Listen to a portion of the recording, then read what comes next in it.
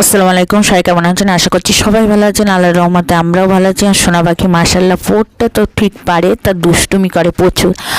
আর সকাল থেকে ওর পেছনে পেছনে, আর ও সবসময় আম্মুর আম্মু করে পুরো সারাদিন দেয়।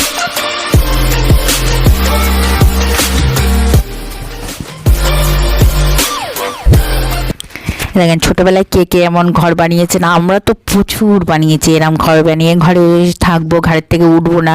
ছোটবেলায় তো আমার ছেলেকে ছোট ছোট জিনিস কিছু মানে 90 দশকের বাচ্চারা যেমন করতো না, ঠিক তেমন।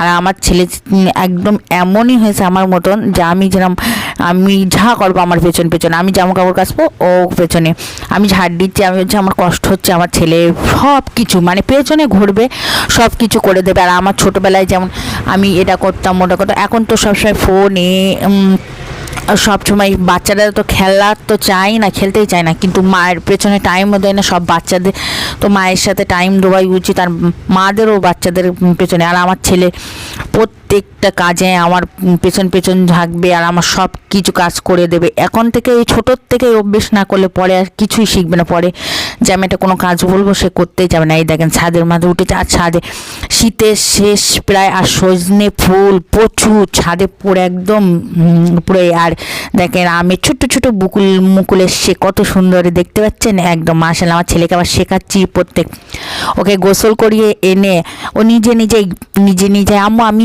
নিজে ক্রিম মাখি, ও নিজে ক্রিম মাখবে, নিজে চুল আঁচড়াবে, সব কিছু নিজেই করবে এখন থেকে। ছোটোর থেকে নিজে কিছু মানে আমার বলার কিছু নেই। তো আমি কোনো অসুস্থ হয়ে গেলাম বা কিছু হলাম, তখন তো নিজের কাজটা করতে হবে। আর ওকে সব কিছুই শেখাই টুকটুক করে, যেন ও নিজের কাজটা নিজে করতে পারে।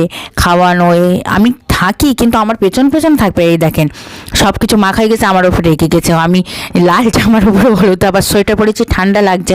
হঠাৎ দুদিন ঠান্ডা ছিল না, এখন প্রচুর ঠান্ডা। এই দেখেন দুষ্টুমি শেষকার বলে।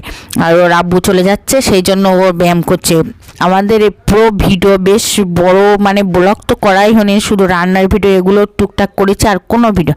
ওর আব্বুকে দিয়ে আসতে গিয়েছি স্টেশনে, তাও ছেলে বাড়ি এসলো একটা গাড়ি কিনে, আর আমি পুরো ভিডিও করতেই পারলাম, মন মতি ভালো ছিল না, কিছুই না। এবার ছেলে বাড়ি এসে কি কান্না দেখেন, জামার সোয়েটার টোয়েটার কিচ্ছু করিনি। তো ওর আব্বুকে বললাম, তোর আব্বু আবার জোম্যাটো থেকে ওর জন্য খাবার অর্ডার করলো প্রচুর। আর ওর সেই দিনই চলে যায় ওর আব্বু, সেই দিনই ও প্রচুর দুষ্টুমি করে আর কাঁদে।